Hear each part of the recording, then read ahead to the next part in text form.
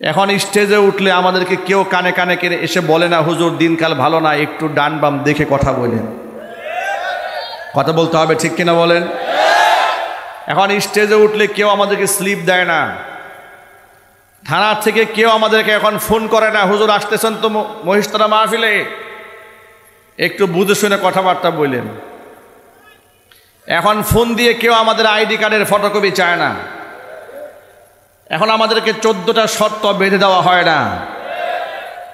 এমন স্বাধীন বাংলাদেশ পেয়ে আপনারা খুশি না বেজার? কম না বেশি? হৃদয়ের সবটুকুন ভালোবাসা উজাড় করে শ্রদ্ধা জড়িত কণ্ঠে মহান মনিবের শেখানো ভাষায় শুকরিয়া আদায় করছি। জবান ছেড়ে দিয়ে সকলে একযোগে বলছি আলহামদুলিল্লাহ। রব্বানা লাকাল হামদ হামদান কাসীরা طيبا مباركا فيه ربنا لك الحمد كما ينبغي لجلال وجهك وعظيم سلطانك।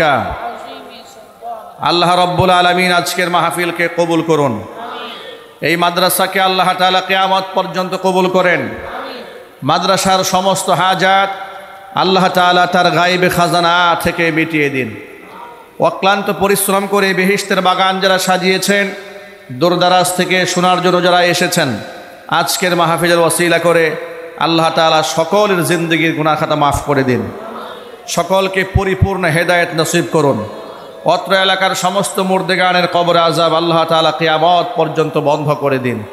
কাল হাসরের কঠিন ময়দানে আয়োজন আল্লাহ তাআলা আমাদের সকলের নাজাতের জারিয়া হিসেবে কবুল করেন। প্রিয় ভাইরা, কোরআন মাজিদে আল্লাহ তাআলা কোনো ভুল ইনফরমেশন দিয়েছেন? আওয়াজ সবাই দেবেন। আপনারা এক বাক্যে জবাব দিয়ে বলুন তো, কোরআনে আল্লাহ কোনো ভুল ইনফরমেশন দিয়েছেন? কোনো ভুল তথ্য উপাত্ত দিয়েছেন? আল্লাহর কোনো বিধান বান্দার উপর জুলুম হয়েছে? বান্দার জন্য যা উপকারী হয়েছে আল্লাহ পাক সেটাই দান করেছেন। কোরআনে আল্লাহ বলেছেন, ইউরিদুল্লাহু বিকুমুল ইউসরা ওয়ালা ইউরিদু বিকুমুল উসরা। আমি আল্লাহ তাআলা তোমাদের সহজতা চাই, তোমাদের জন্য বিধানকে আমি কঠিন করতে চাই না। নবী করিম সাল্লাল্লাহু আলাইহি ওয়াসাল্লাম তার উম্মতের জন্য কঠোর কোনো বিধান দিয়েছেন? সকল বিধানকে এমনভাবে সহজ করেছেন। কোনো বিষয়ের আমাল রাসূলের কাছে অনেক বেশি পছন্দ হলেও উম্মতের জন্য না জানি আবার কষ্ট হয়ে যায়, সেই বিবেচনায় তিনি উম্মতকে হুকুম করেন নাই, শুধু ফাজাইল বর্ণনা করেছেন।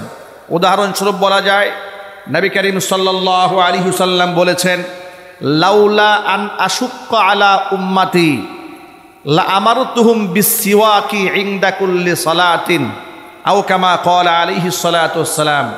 আল্লাহ রাসূল বলেছেন, আমার উম্মতের জন্য কষ্ট হবে, এই কথা যদি আমার মাথায় না আসতো তাহলে আমি 5 ওয়াক্ত নামাজের প্রতি ওয়াক্তে আমার প্রতিটি উম্মতকে মিসওয়াক করার আমি বাধ্যতামূলক করে দিতাম। কিন্তু আমি আমার উম্মতের কষ্ট হবে সেই বিবেচনায় নির্দেশ প্রদান করিনি। তবে ফাজাইল রাসূল বলেছেন যে যতবার জিবরাইল আমিন রাসূলের কাছে এসেছেন, রাসূলকে মিসওয়াকের পরামর্শ দিয়েছেন। চিল্লায় কোন সুবহানাল্লাহ। তাহলে এই হাদিস দ্বারা প্রমাণ হয় উম্মতের প্রতি রাসূলের ভালোবাসা কম না বেশি? আরো জোরে বলেন। তারাবির নামাজ নিয়ে গোটা উপমহাদেশে ঝগড়ার কোনো শেষ নাই। আমি যদি আপনাদের কাছে জিজ্ঞেস করি তারাবির নামাজ কয় রাকাত, একটু জোরে বলতে হবে। কিন্তু এই 20 রাকাত নিয়ে 8 রাকাত হবে না 12 রাকাত হবে, এটা নিয়ে এলাকায় দ্বন্দ্ব আছে না নাই? কম বেশি সব জায়গায় দ্বন্দ্ব আছে। প্রশ্ন হলো, নবী করিম সাল্লাল্লাহু আলাইহি ওয়াসাল্লাম তারাবির নামাজ গোটা জীবনে 3 দিন আদায় করেছেন। কয় দিন? সবাই জুড়ে বলেন। 3 দিন। কেন 3 দিন আদায় করলেন? তৃতীয় দিনের পরে তিনি আর মসজিদে আসেননি জামাতের সাথে তারাবির নামাজ আদায় করতে। সাহাবায়ে কেরাম জানতে চাইলেন, হে রাসূল আপনি কেন আসেন না? রাসূল বললেন, এই নামাজ আমার কাছে এত মজা লাগতেছিল, আমি যদি এটাকে কন্টিনিউ করি আমার ভয় হচ্ছিল যে আমার দিলে যে এত আনন্দ লাগছে, মজা লাগছে নামাজ পড়তে, এই মজাকে কবুল করে না জানিয়ে এই লম্বা নামাজ আমার উম্মতের উপর আল্লাহ পাক আবার ওয়াজিব করে দেয় নাকি? আমার উম্মতের জন্য কষ্ট হবে এই কথা চিন্তা করে আমি আবার এটাকে কন্টিনিউয়াস করলাম না, যাতে উম্মতের উপর ফরজ না হয়। চিল্লা এখন সুবহানাল্লাহ। ভাবা যায় তারাবির নামাজে রসুলের ব্যাপক আকর্ষণ ছিল। কত মোহাব্বত থাকলে রসুল ভয় পেয়ে গেছেন যে আমার এত মজা লাগে নামাজে। তারাবির নামাজে মজা আছে না নাই? আউযু বিল্লাহি মিনাশ শাইতানির রাজীম। বিসমিল্লাহির রহমানির রহিম। আল্লাহু আকবার। ইয়া আইয়ুহাল্লাযীনা আমানু লা তুকদ্দিমু বাইনা ইয়াদাইল্লাহি ওয়া রাসূলিহি ওয়াত্তাকুল্লাহ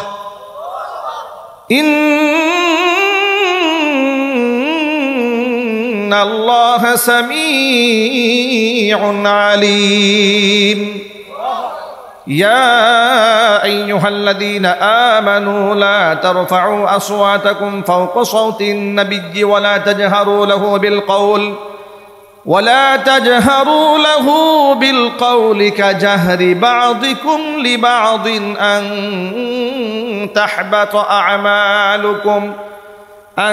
تحبط أعمالكم وأنتم لا تشعرون إن الذين يغضون أصواتهم عند رسول الله أولئك الذين امتحن الله قلوبهم للتقوى لهم مغفرة وأجر عظيم إن الذين ينادونك من وراء الحجرات أكثرهم لا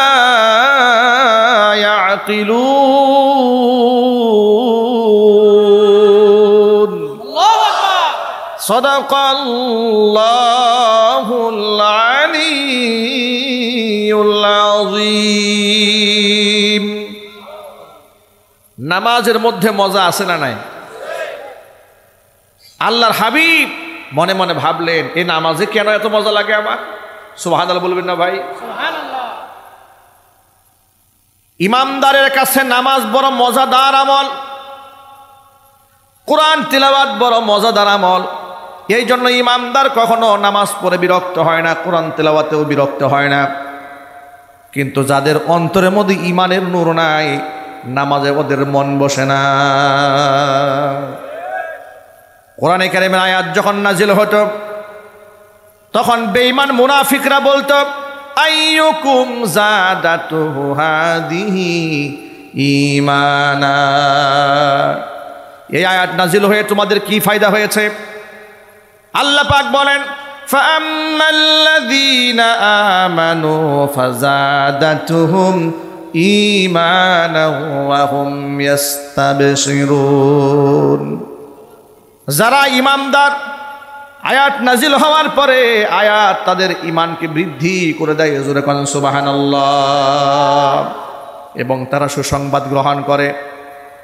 ওয়া আম্মাল্লাযীনা ফি কুলুবিহিম মারাদুন, যাদের অন্তরের মধ্যে নেফাকি আছে, শয়তানি আছে, মুনাফিকি আছে, আল্লাহর আয়াতের প্রতি দৃঢ় বিশ্বাস যাদের অন্তরে নাই, এরকম মুসলমান সমাজে আছে না নাই? আরো যদি বলেন, আলেম ওলামাদের কাছ থেকে পর্দার বয়ান শোনার পরে এটা নিয়ে হাসি তামাশা করে, জিহাদের কথা শুনলে তামাশা করে, নামাজের কথা বললে তামাশা করে, হজের কথা বললে তামাশা করে, মেয়েদের পর্দার কথা বললেও তামাশা করে, আছে না নাই?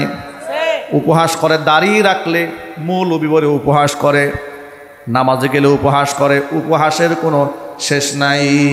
আল্লাহ পাক বলেছেন যে সমস্ত ব্যক্তিদের অন্তরের মধ্যে মুনাফিকি আছে, নিফাকি আছে, ফাযাদাতুহুম রিজসান ইলা রিজসিহিম ওয়া মাতু ওয়া হুম কাফিরুন।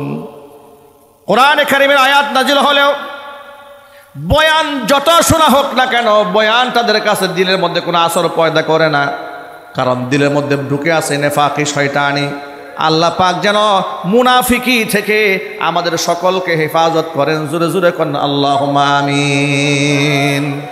এবার এক বাক্যে জবাব দিয়ে বলেন, মুসলমানের ঘরে জন্ম নিয়ে এই দেশে মুসলমানদের শত্রু আছে না নাই? আবার জোর আওয়াজে বলেন আছে না নাই? বিগত স্বৈরাচারীর আমলে দাড়ি এবং টুপিওয়ালা মানুষদেরকে জঙ্গি বানিয়ে নাটক সাজিয়ে ঘরের মধ্যে বন্দি করে রেখে এবার তাদেরকে জঙ্গি নাটক, এবার মিডিয়ার সাংবাদিকদেরকে ডেকেছে, লাইভ টেলিকাস্ট করেছে। এবার তাদের সাথে বন্দুক যুদ্ধ হয়েছে বলে নিরীহ মানুষদেরকে, দাড়িওয়ালা মানুষদেরকে হত্যা করে খুন করে তাদেরকে দুনিয়া থেকে শেষ করে দিয়েছে। পশ্চিমা দুনিয়াকে দেখিয়েছে বাংলাদেশে ইসলামিক টেরোরিস্ট আছে, ইসলামিক মুসলিম জঙ্গিবাদ আছে, তাদেরকে আমরা দমন করছি। পশ্চিমাদের বাহাবা পাওয়ার জন্য, কাফের মুশরিকদের দিলটাকে ঠান্ডা করার জন্য বাংলাদেশের নিরীহ আলেম ওলামা তালেবুল ইলম ছাত্রদেরকে জঙ্গি নাটক সাজিয়ে মিথ্যা মামলা দিয়ে বছরের পর বছর জেলখানায় বন্দি করে রেখেছে, ফাঁসির কাষ্ঠে পর্যন্ত ঝুলাই দিয়েছে, ক্রসফায়ার দিয়া শহীদ করে দিয়েছে। এমন ঘটনার বাস্তবতা বাংলাদেশে আছে না নাই? আমার যুবক ভাইরা, মা বোনেরা, সময় এসেছে প্রতিটা হত্যার বদলায় মাটি থেকে নেওয়া হবে।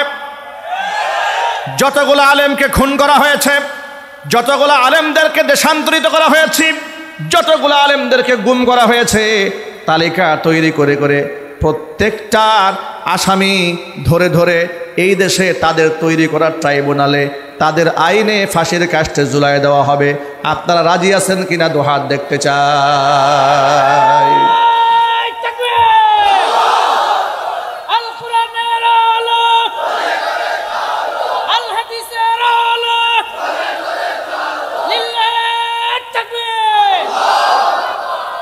এই জন্য আমাদের ইমানকে বড় মজবুত হতে হবে। ইমানের দিক থেকে দুর্বল হলে চলবে না। আপনাদের ভয়ের কোনো কারণ নাই। এ জাতির ভয় আল্লাহ রহমতে কেটে গেছে। এ জাতির আর কোনো ভয় নাই। যে জাতি শেখ হাসিনার মতো স্বৈরাচারীকে বিনা অস্ত্রে দেশ থেকে তাড়াই দিতে পারে, ওই জাতির অন্তরে আর কোনো ভয় থাকার কথা নয়। আমাদের পার্শ্ববর্তী দেশ ভারতের হিন্দুত্ববাদী শক্তি বাংলাদেশের মুসলমানদের অস্ত্র শস্ত্র নিয়ে তামাশা করে, সংখ্যা নিয়ে তামাশা করে।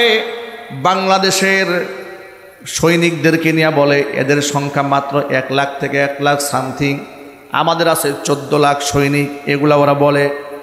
আবার বলে আমাদের পারমাণবিক বোমা আছে, বাংলাদেশের একটাও নাই। আমাদের মিসাইল আছে, যুদ্ধজাহাজ আছে, এদের একেবারেই সীমিত আছে। কিন্তু পাগলগুলাই কথা জানে না, মুসলমানদের ইতিহাসে সংখ্যা দিয়ে মুসলমান বিজয় লাভ করেছে এমন একটা ইতিহাসও পৃথিবীতে নাই।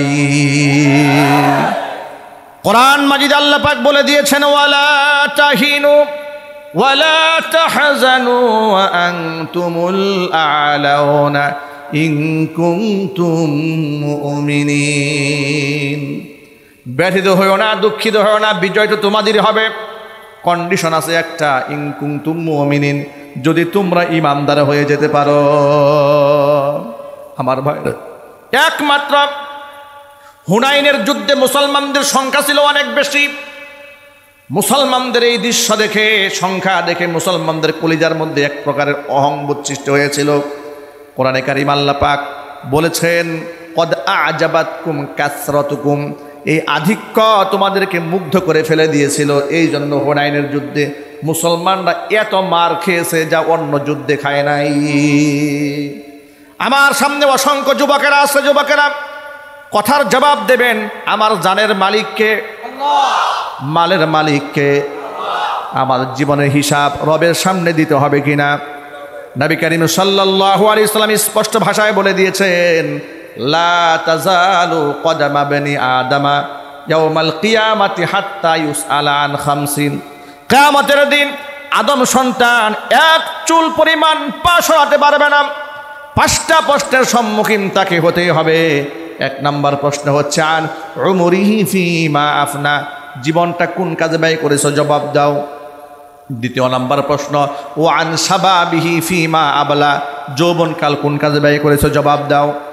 3 নাম্বার প্রশ্ন হচ্ছে ও আন মালিহি মিম্মা ইকতাসাবা, সম্পদ সম্পর্কে প্রশ্ন করা হবে, কোন উৎস থেকে উপার্জন করেছো। 4 নাম্বার প্রশ্ন হচ্ছে ওয়া ফিমা আনফাকা, উপার্জিত সম্পদ কোন খাতে ব্যয় করেছো। 5 নাম্বার প্রশ্ন হচ্ছে ওয়ামাদা আমিলা ফিমা আলিমা, বান্দা যতটুকুন ইলম হাসিল করেছিলে তার থেকে কতটুকুন বান্দা তুমি আমল করেছিলে, জবাব দাও। হাদিস দ্বারা প্রমাণ হয়ে যায় আমার জীবনের মালিক তো আমি নই, সুতরাং এই জীবন সম্পর্কে আল্লাহর কাছে আমাকে জবাব দিতে হবে। অনেক যুবকদেরকে দেখেছি, বিগত স্বৈরাচারের আমলে দেখেছি, এখনও দেখছি সুদখোর, ঘুষখোর, মিথ্যাবাদী, লম্পট নেতাদের পিছনে দৌড়ায়, আসে না নাই? তাদের পেছনে দৌড়াবার কোনো সুযোগ নাই যুবক ভাইরা। যৌবন চিরদিন থাকবে না। আর কাদের জন্য আপনি চিৎকার করেন, যাদের জন্য আপনি চিৎকার করেন, আপনি বিপদে পড়ে দেখেন ওরা আপনার দিকে ফিরেও তাকাবে না। স্বৈরাচারী পালায় গেছে, অসংখ্য নেতা কর্মীদেরকে জাহান্নামের মধ্যে ঠেলে দিয়েছে, জোরে বলতে হবে ঠিক কিনা? নিজের পরিবারের সদস্য একটাও ধরা খায় নাই, ব্রিফকেসের পর ব্রিফকেস ভরে টাকা পয়সা ধন দৌলত সব নিয়ে পালিয়েছে, হাজার হাজার কোটি টাকা দেশ থেকে বিদেশে পাচার করে দিয়েছে। সারা জীবন বাহিরে থাকলে ওদের কোনো সমস্যা নাই, কিন্তু পাতি নেতার অবস্থাটা কি হবে? কি কথা বলেন না ভাই, ঠিক কিনা জোরে বলেন? সুতরাং যুবকেরা চিংড়ি মাছের মতো লাফালাফি করো না। লাফালাফি করার আগে চিন্তা করে দেখো, যে আপার কথা বলে চিৎকার দাও ওই আপাই তোমাদের জীবনের সবচেয়ে বড় দুশ্মন, ঠিক কিনা জোরে বলেন? সবচেয়ে বড় দুশ্মন। তার প্রমাণ কি? প্রমাণ হচ্ছে আপা তো গেলেন চট করে পালাইয়া, আপনারা বিপদে আছেন। আপনারা যে পালায়ে পুলায় একটু ভালো থাকবেন তাও যেন থাকতে না পারেন, আপা আপনাদেরকে কুবুদ্ধি দিচ্ছে, যা আপনারা ট্রাম্পের ছবি নিয়ে রাস্তায় নামেন যাতে করে ইচ্ছা মতো মাইটটা খাইতে পারেন। কথা বলে না কেন ভাই? ট্রাম্পের ছবি নিয়ে বেচারারা ওই কুবুদ্ধি শুনে নামছে। ওই যে চাটা দিয়ে ওদিকে বলে আমার এক বন্ধু আছে এমন বুদ্ধিজীবী, ওর বুদ্ধি যে একবার শুনছে ভিক্ষায় নামতে আর সময় লাগে নাই। আপা হচ্ছে সেই লেভেলের বুদ্ধিজীবী, এর বুদ্ধিতে যে কাজ করছে ওর জিন্দিগি শেষ। কোত্থেকে আছে আনেন? পুকুর থেকে পানি নিয়ে আসছে কি বুঝলাম না কিছু। এত বড় মাহফিল করে হুজুর জন্য একটা গরম চাও রাখতে পারে না মাহফিল স্টেজে, আহা আফসোস। যাই হোক, যেটা বলতে চেয়েছিলাম, উনি তো পালাই গেছে, ওনার কোনো অসুবিধা আছে এখন? উনি যে পরিমাণ টাকা চুরি করছে দেশে না আসলেও চলবে, কিন্তু আমরা তাকে আশ্বস্ত করে বলে দিতে চাই যে আপনার যত টাকার মালিক আপনি হন না কেন, ইনশাল্লাহ এদেশের মানুষ প্রস্তুত হয়ে গেছে। আপনি যেন চট করে না আসেন, অত্যন্ত আদরের সাথে আপনাকে বরণ করার জন্য রাষ্ট্র থেকে ইতোমধ্যে চিঠি পাঠানো হয়েছে। আপনি খুব কাছাকাছি থাকার দরকার নাই, একটু দূরে থাকলেও অসুবিধা নেই। আপনাকে আমরা এই দেশে নিয়ে আসবো ইনশাল্লাহ। ট্রাইব্যুনাল থেকে, আমাদের পররাষ্ট্র অধিদপ্তর থেকে, ইন্ডিয়ার পররাষ্ট্র মন্ত্রণালয়ের মাধ্যমে ইন্ডিয়ান গভর্নমেন্টের কাছে চিঠি বানানো হয়েছে, ওনাকে তলব করা হয়েছে যেন ওরা ওনাদের কুল থেকে এই হাজার হাজার মানুষের খুনিকে নামায় দেয়। নাহিদ সাহেব একটা কথা বলেছেন যে অনেকেই বলে যে আপা আপা আসবে, অবশ্যই আসবে। উনি আসবে বিচারের মুখোমুখি হতে, উনি আসবে ওনার অসংখ্য মানুষকে খুন করার অপরাধে ফাঁসির কাষ্ঠে ঝুলতে। এই দৃশ্যটি দেখার আগ্রহ আপনাদের আছে? কার কার আছে? দুই হাত দেখতে চাই, কার কার আগ্রহ আছে? আপনারা ঐক্যবদ্ধ থাকতে হবে ইনশাল্লাহ, একটু জুড়ে বলতে হবে ইনশাল্লাহ। ভাইরা আমার, যুবক ভাইদেরকে বলি, যুবক ভাইরা আমার, একজন মুমিন জীবনের তো হারাবার কিছুই নাই। আমি একজন মুমিন মুসলমান, ভয় পাবো একমাত্র কাকে? আরো জোরে বলেন। নবী করিম সাল্লাল্লাহু আলাইহি সাল্লাম বলেছেন, আজাবান লি আমরিল মুমিন, ইমানদারের বিষয়টা বড়ই আশ্চর্যজনক বিষয়।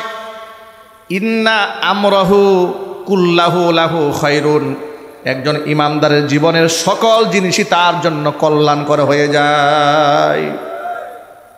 নবীজি এবার ব্যাখ্যা করে বললেন জীবনের সব কিছু কেমনে কল্যাণ হয়। মুমিন জীবনে তো ভালো কিছু আসে আবার খারাপ কিছু আসে, ভালোটা না হয় কল্যাণ হয় বুঝলাম, কিন্তু খারাপ জিনিসটা জীবনের জন্য কল্যাণকর কেমনে হয় রাসূল ব্যাখ্যা করে বললেন। হুজুর বললেন ইন আসাবাতহু সাররাউ শাকারা ফাকানা খায়রাল লাহ। ইমানদারের জীবনে যদি কোনো কল্যাণকর কিছু আসে তাহলে সেই ব্যক্তি শুকরিয়া আদায় করে, এটা তার জন্য কল্যাণ হয়। ওয়া ইন আসাবাতহু দাররাউ সাবারা ফাকানা খায়রাল লাহ।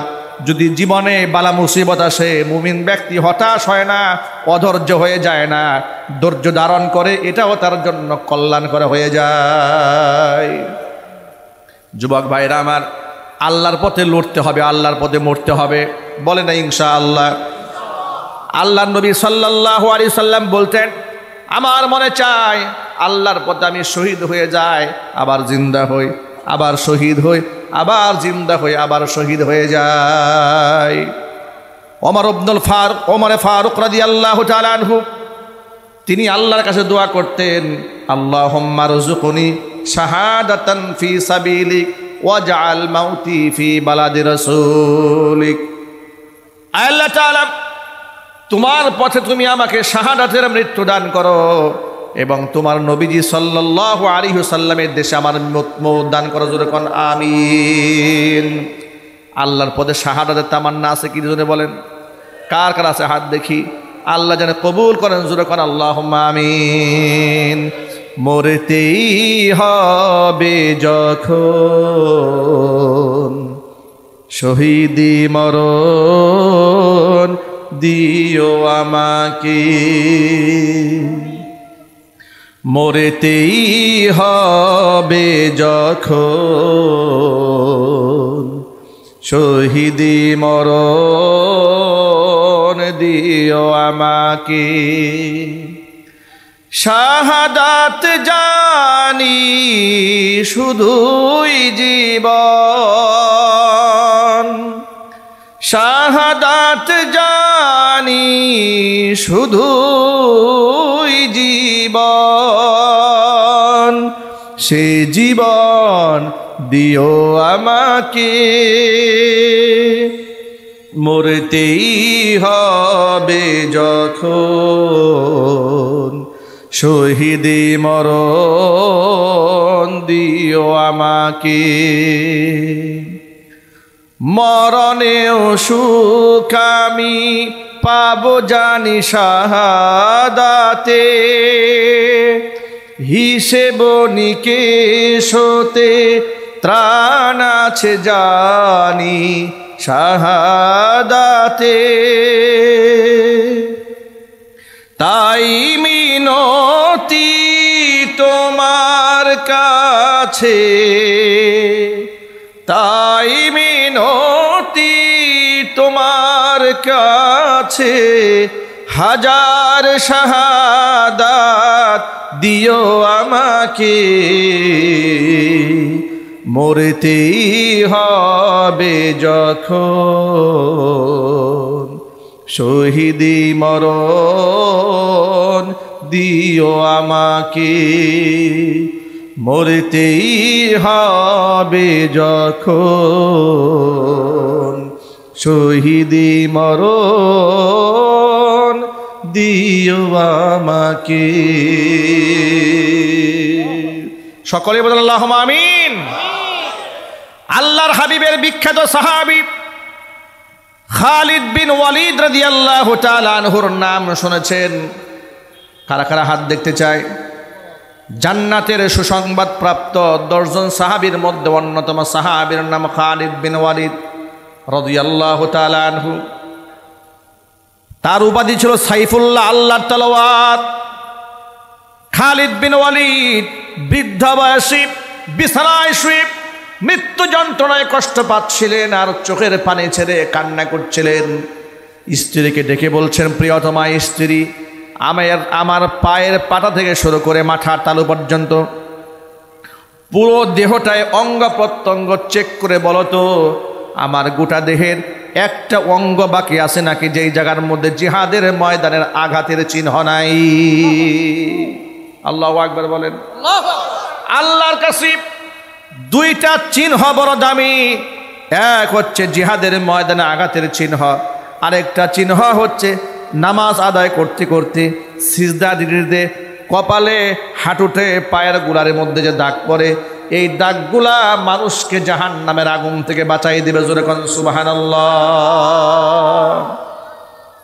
খালিদ বিন ওয়ালিদ স্ত্রীকে ডেকে বলছেন, প্রিয়তমা স্ত্রী, দেখো তো একটু গোটা দেহটা চেক করে, একটা অঙ্গ প্রত্যঙ্গ কি সালামত আছে নাকি প্রতিটা অঙ্গের মধ্যে জিহাদের ময়দানে আঘাতের চিহ্ন আছে। এবার খালিদ বিন ওয়ালিদ রাদিয়াল্লাহু তাআলা আনহুর স্ত্রী পায়ের পা থেকে শুরু করে মাথা তালু পর্যন্ত গোটা দেহ চেক করে বলছেন, প্রাণের স্বামী আমার, আপনার দেহের একটা অঙ্গ প্রত্যঙ্গ বাকি নাই যেখানে আঘাতের চিহ্ন নাই। খালিদ বিন ওয়ালিদ বলেন, যেখানে মুসলমানরা বেশি শহীদ হতেন, জিহাদে আমি সব সময় সামনের কাতারে থাকতাম। যখনই শুনতাম যে এই জায়গায় মুসলমানরা বেশি বেশি শহীদ হয়ে যাচ্ছে, আল্লাহর উপর ভরসা করে তলোয়ার নিয়ে সেদিকে ধাবিত হতাম শাহাদাতের তামান্না নিয়ে। কিন্তু আমি যখন তলোয়ার দিয়ে কুফফারদের বিরুদ্ধে লড়াই শুরু করতাম, কোনো কাফের আমার তলোয়ারের সামনে টিকতে পারতো না। জোরে কোন আল্লাহু আকবার। আল্লাহর কাছে সবসময় শাহাদাত চেয়েছি, কোনো দিন আমি শহীদ হলাম না, এমনকি এত আহত হই নাই যে কাফেররা আমারে শেষ করে দেবে। আমি চাইলাম শাহাদাত, কিন্তু আজকে আমি বিছানায় কাতরাতে কাতরাতে বার্ধক্যজনিত রোগ নিয়ে মারা যাচ্ছি। আল্লাহ পাক কেন আমাকে শহীদ হিসেবে মঞ্জুর করলেন না? স্ত্রী সান্ত্বনা দিয়া বলে, আপনার নাম কি? বলে, আমার নাম খালিদ বিন ওয়ালিদ। আপনার নামের উপাধি কি? বলে, আমার নামের উপাধি হচ্ছে সাইফুল্লাহ। সাইফুল্লাহ মানে কি? সাইফুল্লাহ মানে হচ্ছে আল্লাহর তলোয়ার। এবার আপনি বলেন, আপনি যদি শহীদ হয়ে যেতেন, আপনাকে কোনো কাফের যদি হত্যা করতে পারত, তাহলে তো আল্লাহর তলোয়ারটাই ভেঙে যেত। আসমানের নিচে জমিনের উপরে এমন কোনো শক্তির উৎস হয় নাই যে আল্লাহর তলোয়ারকে ভেঙে দেয়।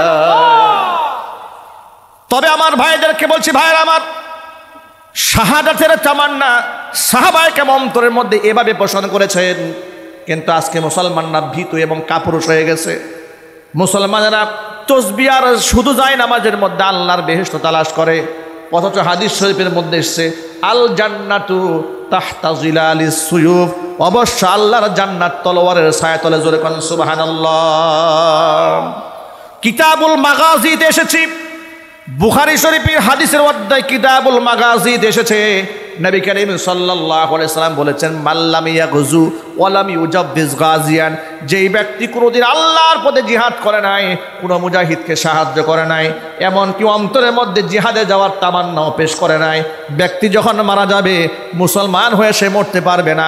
মাতা আলা শুবাতিম মিনান নিফাক, সে মুনাফিক হয়ে মারা যাবে। জোরে কোন নাউজুবিল্লাহ।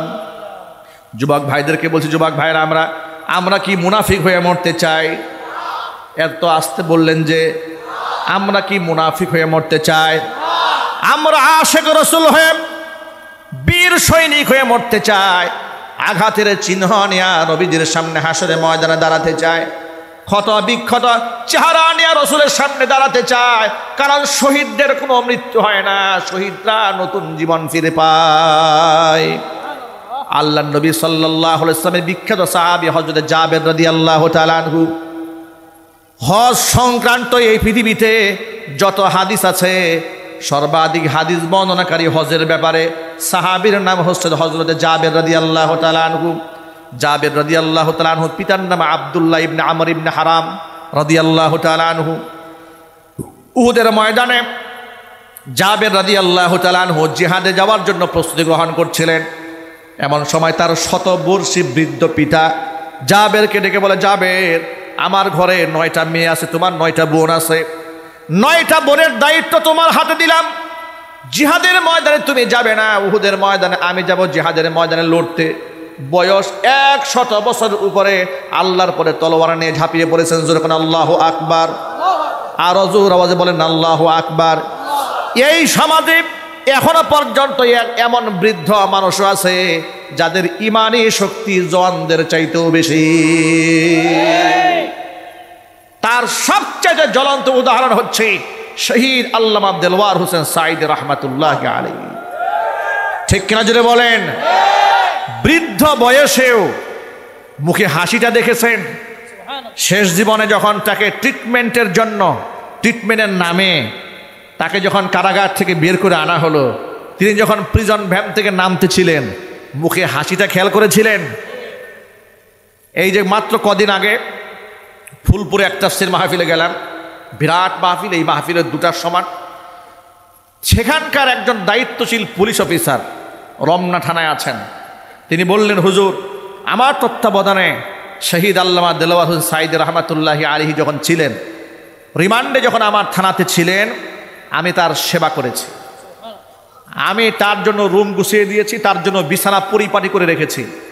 তিনি আমার রুমে বিছানায় এসে, থানাগারদে বিছানায় এসে তিনি মুস্কি মুস্কি হাসতেন আর বলতেন, অফিসার সাহেব, থানাগারদ তো এত পরিপাটি থাকে না, আপনি আমার জন্য এত পরিপাটি করে রেখেছেন কেন? তিনি বললেন, হুজুর, আমি জানি না কে আমাকে কি বলবে, কিন্তু আমি একজন কোরআনের পাখির খেদমত করার সৌভাগ্য লাভ করেছি। তিনি আমাকে যে কথাটা বললেন, তিনি বললেন, হুজুর, আপনি অবাক হবেন, আমরা প্রশাসনে চাকরি করি, কত আসামি তো আমাদের কাছে আসে, কত লেভেলের আসামি আসে। তো আসামিদের মধ্যে অনেকের চেহারা থাকে বিষণ্ণ, কারো মন খারাপ, কারো চোখে পানি, কারো কান্নাকাটি, এটা থাকে। আমি নিজেও তার রাজ সাক্ষী। 2018 সালে আমাকে যখন গ্রেফতার করা হয়েছিল, আমিও জেলখানায় দেখেছি, আমরাও কান্নাকাটি করেছি, অজোরে চোখ থেকে পানি নিজের অজান্তেই পড়তো। অনেক বাঘা ভাগা বাংলাদেশের বিরোধী দলের নেতাকর্মীদেরকে দেখেছি, চোখের পানি ছেড়ে কান্না করতো।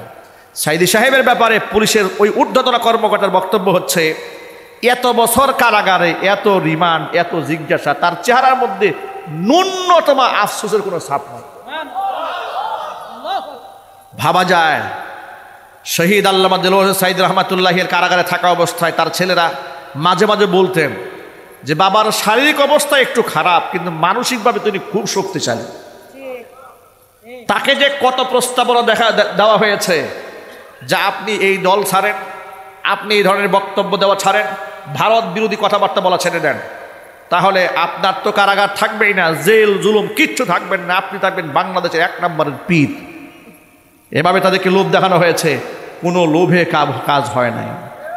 আল্লাহর ওলিরা লোভে পড়ে না, ভয়েও পড়ে না, তাদেরকে কেউ কাবু করতে পারে না। কথা বলতে হবে, ঠিক কিনা বলেন? তিনি একটা বয়ানে বলেছিলেন না, ফেরাউনের গোষ্ঠীরা খালি আমাদের জেলের ভয় দেখায়। মনে আছে আপনাদের? এই রেকর্ড আপনারা শুনেছেন না? আমি শুনেছি, বহুবার শুনেছি, যদিও ওনাকে আমি সরাসরি দেখি নাই, তার রেকর্ড শুনেছি। তিনি বলেছেন যে ফেরাউনের গোষ্ঠীরা আমাদেরকে জেলখানার ভয় দেখায়। এরপরে বলেছে তারা আমাদেরকে ফাঁসির রশির ভয় দেখায়। মনে রাখবেন, ফাঁসির রশি ইমামদারদের কাছে জুতার ফিতার সমতুল্য নয়। কথা বলতে হবে, ঠিক কিনা বলেন? যদি আল্লাহর জন্য, কোরআনের জন্য ফাঁসির মঞ্চে উঠতে হয়, এটা তো সৌভাগ্যের। কথা বলেন? আলেমরা জেল খেটেছে কোরআনের জন্য, জরিমানা দিয়েছে কোরআনের জন্য, আল্লাহর দ্বীনের জন্য। আর যারা আলেমদেরকে জেলে নিয়েছে, ওরা জেল খেটেছে বদমাশি করার জন্য, লুচ্চামি করার জন্য। ওরা জেল খেটেছে মানুষ খুন করার জন্য। কথা বলতে হবে, ঠিক কিনা? আলেমদেরকে যে লাঞ্ছনা অপমাননা এই দেশের মধ্যে করা হয়েছে, আলেমদের হত্যাকারীদের বিচার এই মাটিতে হতেই হবে ইনশাআল্লাহ। আলেমদের বিচার হোক, এটা আপনারা চান না? আলেম হত্যাকারীদের বিচার এই মাটিতে হোক। কারা কারা চান? আমি তো হাত দেখতে চাই। কারা কারা চান?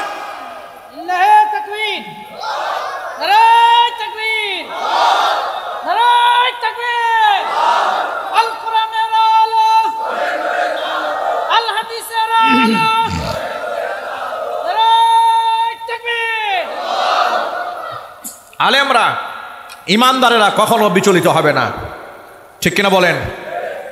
ইমানদার ভয় পাবে কাকে? একমাত্র আল্লাহকে ভয় করবে। আল্লাহর ভয় ছাড়া ইমানদারের অন্তরে আর কারো ভয় থাকবে না, ইনশাআল্লাহ বলেন। আমার যুবকেরা, খালিদ বিন ওয়ালিদ রাদিয়াল্লাহু তাআলা আনহু আফসোস করতেছিলেন, কেন আমি শহীদ হলাম না? প্রতিটা ইমানদারের অন্তরে আফসোস থাকতে হবে আল্লাহর পথে লড়ার জন্য। অসংখ্য যুবকেরা আছেন, যৌবনকালের শক্তি চিরদিন থাকবে না, যতদিন থাকবে এই শক্তি আল্লাহর দ্বীনের জন্য কাজে লাগবে। আমরা বলি ইনশাআল্লাহ। জোরে বলেন না ইনশাআল্লাহ। কেমনে কাজে লাগাবেন আল্লাহ শিখিয়ে দিয়েছেন। আল্লাহ পাক বলেন, ইন্নাল্লাহা আশতারা মিনাল মুমিনিনা আনফুসাহুম ওয়া আমওয়ালাহুম বিআন্না লাহুমুল জান্নাহ ইউকাতিলুনা ফি সাবিলিল্লাহি ফায়াকতুলুনা ওয়া ইউকতালুন। নিশ্চয় আমি ইমানদারদের কাছ থেকে খরিদ করে নিয়েছি তাদের জান এবং মাল জান্নাতের বিনিময়ে। আল্লাহ আমাদের জান্নাত দিবেন, বিনিময়ে জানমাল আল্লাহ নিয়ে নিয়েছেন। কিভাবে খরচ করব তাও শিখিয়ে দিলেন। আল্লাহ বললেন ইউকাতিলুনা ফি সাবিলিল্লাহ, ওরা লড়বে আমি আল্লাহর পথে। ফায়াকতুলুনা ওয়া ইউকতালুন, প্রয়োজনে ওরা আমার দুশমন যারা এদেরকে দুনিয়া থেকে চিরতরে শেষ করে দেবে। প্রয়োজনে ওরা নিজের জীবনটা বিলাইয়ে দেবে, কিন্তু বাতিলদের সাথে মাথা নত করবে না। শত বছরের বৃদ্ধ জাবের রাদিয়াল্লাহু তাআলা আনহুর পিতা আব্দুল্লাহ ইবনে আমর ইবনে হারাম রাদিয়াল্লাহু তাআলা আনহু, তিনি উহুদের ময়দানে জিহাদে অংশগ্রহণ করলেন। আপনারা জানেন, লম্বা ইতিহাস। উহুদের ময়দানে সাহাবায়ে কিরাম ক্ষত বিক্ষত হলেন। আল্লাহর নবী দাঁত ভেঙে গেল, লোহার টুপি ভেঙে মাথার মধ্যে ঢুকে গেল। আল্লাহর রাসূল বেহুশ হয়ে পড়ে গিয়েছিলেন, এত বেশি রক্ত ঝরেছে। আর মুনাফিকেরা, কোনো বর্ণনার মধ্যে এসে শয়তান, কোনো বর্ণনার মধ্যে এসে মুনাফিকেরা গোটা উহুদের ময়দানে আওয়াজ ছড়িয়ে দিল মুসলমানদের মনোবল ভেঙে দেওয়ার জন্য। কুতিলা মুহাম্মদ সাল্লাল্লাহু আলাইহি ওয়াসাল্লামকে হত্যা করা হয়েছে। নাউজুবিল্লাহ পড়েন। আল্লাহর নবীকে হত্যা করা হয়েছে, এই সংবাদ যখন জিহাদের ময়দানে ছড়িয়ে পড়ল, মুসলমান সাহাবীদের মনটা ভেঙে গেল।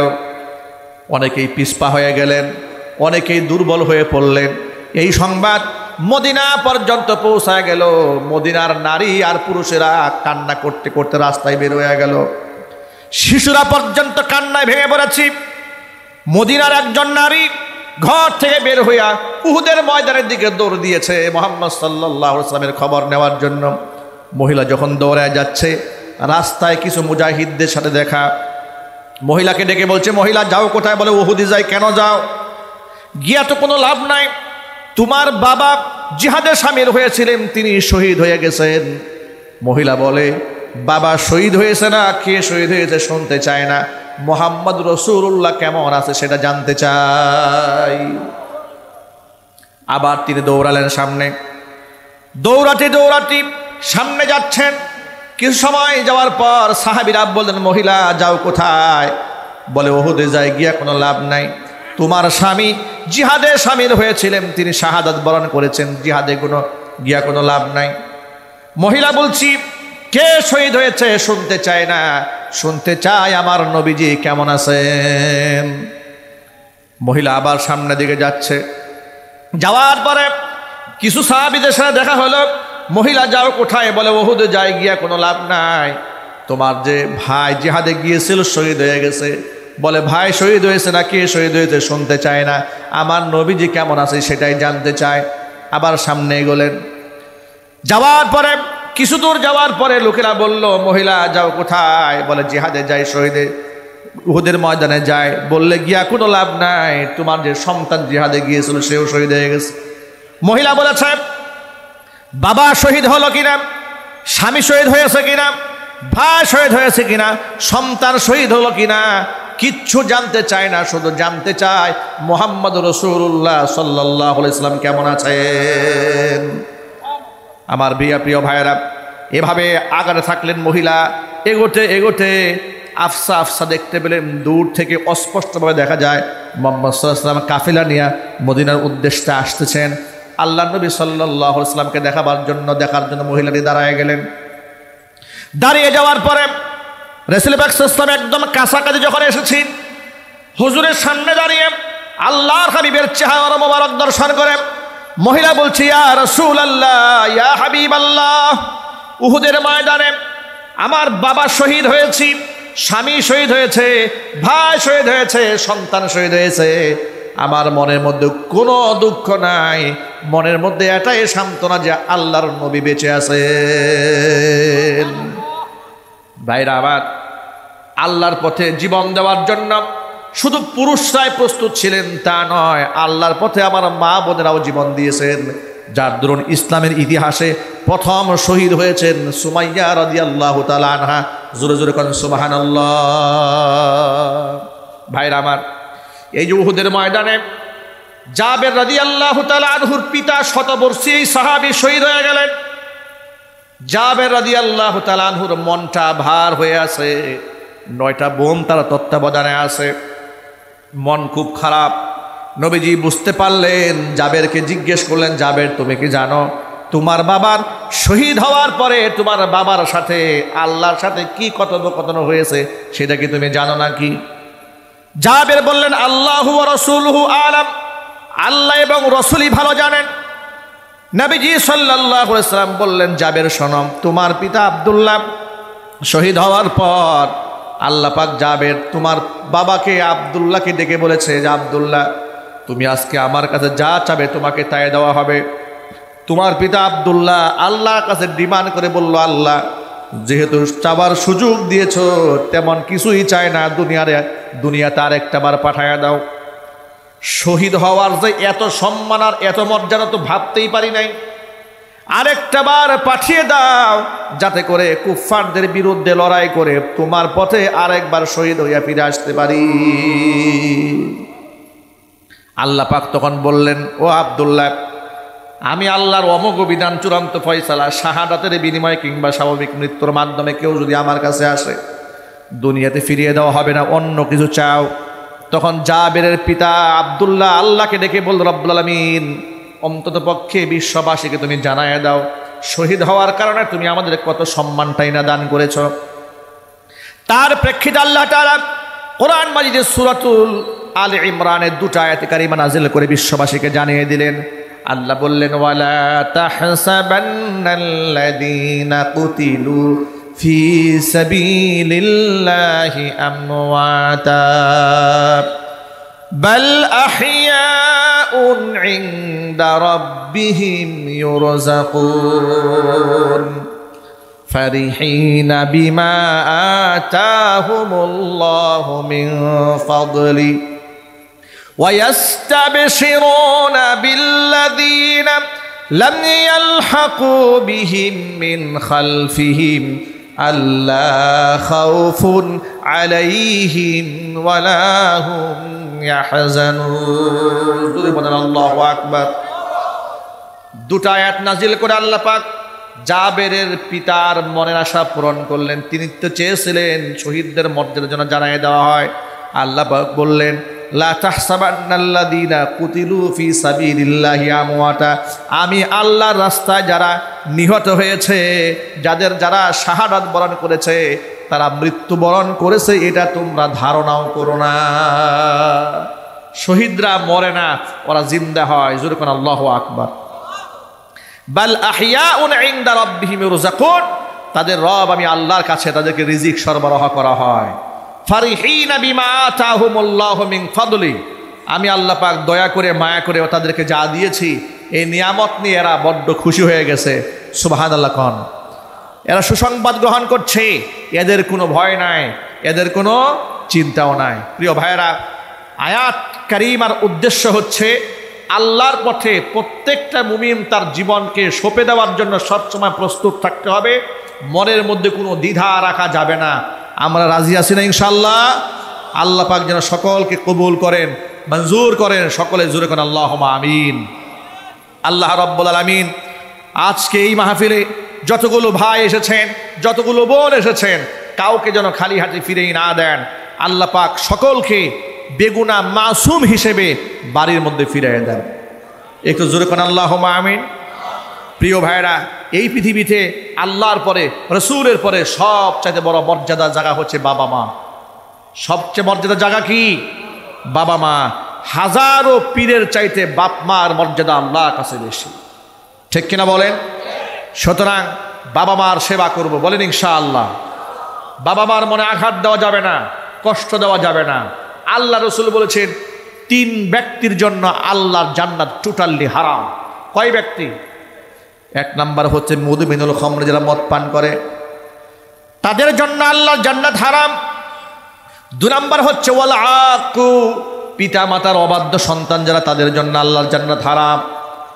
তিন নাম্বার হচ্ছে ওয়াদাইয়ুসুল্লাযী ইউকিররু ফি আলিহিল খাবাত, ওই দাইয়ুস পুরুষ, যে দাইয়ুস পুরুষ তার অধীনস্থ নারীদেরকে অশ্লীলভাবে চলার সুযোগ করে দেয়, বেপরদায় চালায়। এমন কিছু পুরুষ আছে না নাই? এমন স্বামী আছে নিজের বউরে বেপরদায় চালায়, এমন বাবা আছে নিজের মেয়েদেরকে বেপরদায় চালায়, এমন বড় ভাই আছে বোনদেরকে বেপরদায় চালায়, আছে না নাই? হারাম। আল্লাহ আমার মা বোনদেরকে পর্দা করার তৌফিক দান করো। আল্লাহ আমাদের গার্জিয়ানদের সচেতন হওয়ার তৌফিক দান করেন। যাদের বাপ মা দুনিয়া থেকে চলে গেছেন জান্নাতুল ফেরদাউস দান করেন। যাদের বাবা মা বেঁচে আছেন হায়াতে তয়্যিবা নসিব করেন। মাদকের সাথে কোনো মুসলিম যুবকের সম্পর্ক থাকতে পারে না। যুবকরা কি মদ পান করবে নাকি? মদ খাওয়া হালাল না হারাম? আরো জোরে বলেন। হেরোইন খাওয়া হালাল না হারাম? গাঁজা খাওয়া, মাজার পূজারী যারা আছে ওরা গাঁজা খায় আর কি বলে জানেন? বলে আমরা গাঁজা বলবেন না, গাঁজা বলবেন না, সিদ্দি পাতা বলবেন। গাঁজা কোনো ওয়ার্ড নাই, গাঁজা বলতে কোনো ওয়ার্ড নাই, সিদ্দি পাতা বলবেন। গাঁজা বলতে প্রেস্টিজ ইস্যু হয়ে দাঁড়ায়। বলে গাঁজা আল্লাহ পাকের এক নিয়ামত। নাউজুবিল্লাহ পড়েন। এই গাঁজা খুরদের কাছে মায়েরা বোনেরা সন্তান চায়, বাবা ছেলে হয় না ছেলে দাও, মেয়ে হয় না মেয়ে দাও। ছেলে মেয়ে দেওয়ার মালিককে ভাই। আমি গোটা বাংলাদেশ ঘুরে এই শিরিক দেখতে দেখতে কলিজার মধ্যে আঘাত লেগেছে। যত বয়ানে গিয়েছি মাজার পূজার বিরুদ্ধে কথা বলেছি, যত বয়ানে গিয়েছি জালেমের বিরুদ্ধে কথা বলেছি, যত বয়ানে গিয়েছি তাওহীদের পক্ষে কথা বলেছি, আল্লাহর একত্ববাদের পক্ষে কথা বলেছি। যুব সমাজকে ইসলামের জন্য লড়তে শিখিয়েছি, ইসলামের জন্য মরতে শিখিয়েছি। কথা বলেন ঠিক কিনা? সাথে সাথে মা বোনদেরকে শিখিয়ে দিয়েছি। আমার লিখিত একটা কিতাব বের হয়েছে।